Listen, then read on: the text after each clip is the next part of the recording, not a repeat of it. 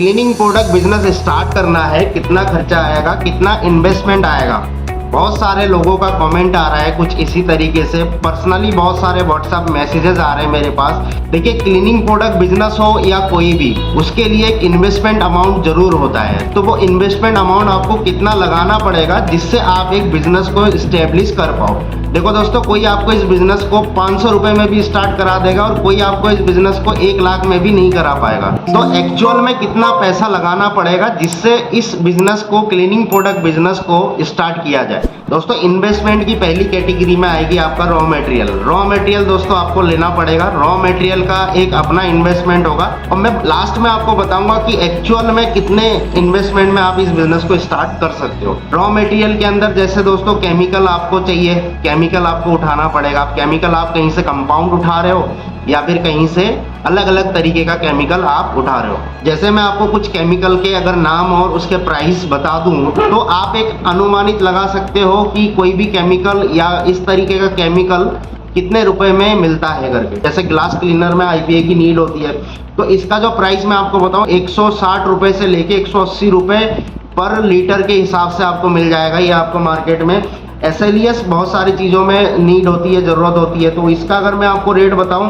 85 to 100 rupees के बीच में आपको ये केमिकल मिलने वाला है। एसिड थिकनर अगर मैं आपको बताऊं टॉयलेट क्लीनर में यूज किया जाता है, जो कि आपके प्रोडक्ट क्वालिटी को गाढ़ा बनाता है, तो उसका काम है। और इसका जो प्राइस रहने वाला है वो 290 रुपए से लेके 310 रुपए तक आपको अलग अलग मार्केट में इसका रेट आपको मिल जाएगा। तो इसी तरीके से आपको अलग अलग केमिकल लेने होते हैं, उसके लिए आपको एक इन्वेस्टमेंट की जरूरत पड़ती है। ये डिपेंड तब करता है कि आप कितना प्रोडक्ट बनाना चाह रहे हो। माल आपने बना लिया तो उसको एक बोतल की भी जरूरत पड़ेगी आपको। कुछ इस तरीके का बोतल आपको मिलेगा मार्केट में, अलग अलग मार्केट में अलग अलग डिजाइन के, अलग अलग पैटर्न के आपको बोतल मिलते हैं। अलग अलग तरीके से आपको बोतलें मिल जाएंगे। तो ये जो बोतल है, आपको ये बोतल भी लेना है इसके साथ साथ, तो इसका एक अपना इन्वेस्टमेंट है। अब जैसे देखो, लोग कैलकुलेशन करने में कहाँ गलती करते हैं कि भाई 10,000 में स्टार्ट हो जाएगा। स्टार्ट तो हो जाएगा मगर कितना होगा वो आपको नहीं पता है। आप जैसे समझो कि आपने बोतल तो बना लिया, आपने ये कैलकुलेशन नहीं बैठाया कि एक प्रोडक्ट के 4 वेरिएशन बनेंगे, जैसे 250 ml, 500 ml, 1 लीटर, 5 लीटर। तो 5 अलग अलग तरीके के बोतल आपको लेने पड़ेंगे। ये आपने दिमाग में ले लेना है, क्योंकि 5 अलग अलग तरीके के बोतल को अगर आप लेते हो, कम क्वांटिटी में भी अगर आपको कोई देता है तो वो 200 पीस से नीचे आपको कोई भी नहीं देने वाला। तो 200 600 पीस का आपका ये बोतल हो जाएगा। अगर दूसरा कोई प्रोडक्ट भी आप बना रहे हो तो उसका भी अलग अलग साइज वेरिएशन आपको लेने होंगे, बनाने होंगे, तब जाके आपका प्रोडक्ट मार्केट में लॉन्च करने लायक होगा। लेकिन अभी भी एक चीज इसमें बच रहा है, वो क्या है? वो इसमें अब लगने वाला है स्टिकर। देखिए दोस्तों, स्टिकर आपको मार्केट में अलग अलग तरीके के मिलेंगे, अलग अलग पेपर आते हैं इसके।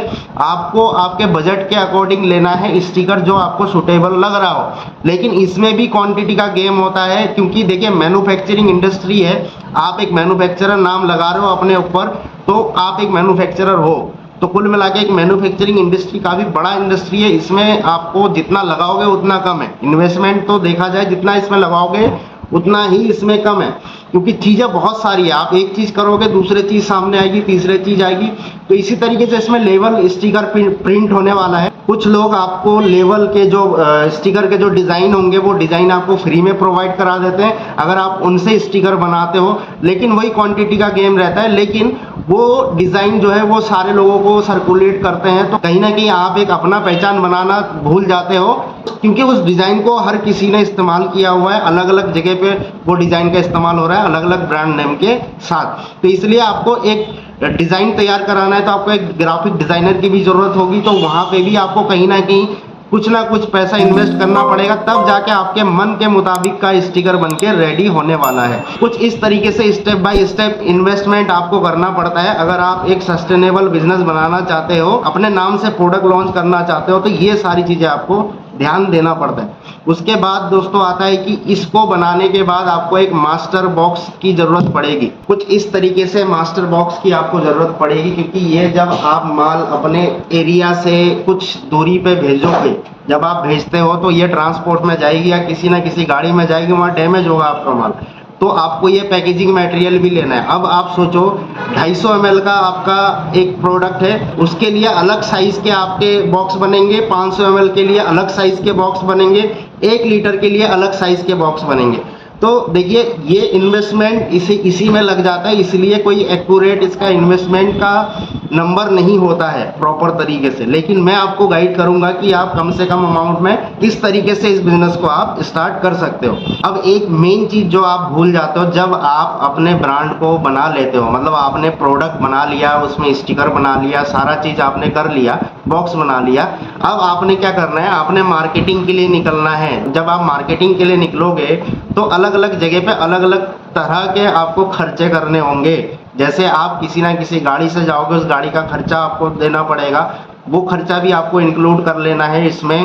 कहीं ना कहीं पे आप जाएंगे तो दिन भर अगर आप रहते हैं तो आपको भूख भी लगेगा, तो आपको खाना भी खाना है, साथ में कोई है तो उनको भी खिलाना है। तो ये खर्चा जो है आपको जोड़ लेना है, क्योंकि ये अगर आप महीने 1.5 महीने करोगे तो इसके लिए भी आपको पैसा चाहिए होगा।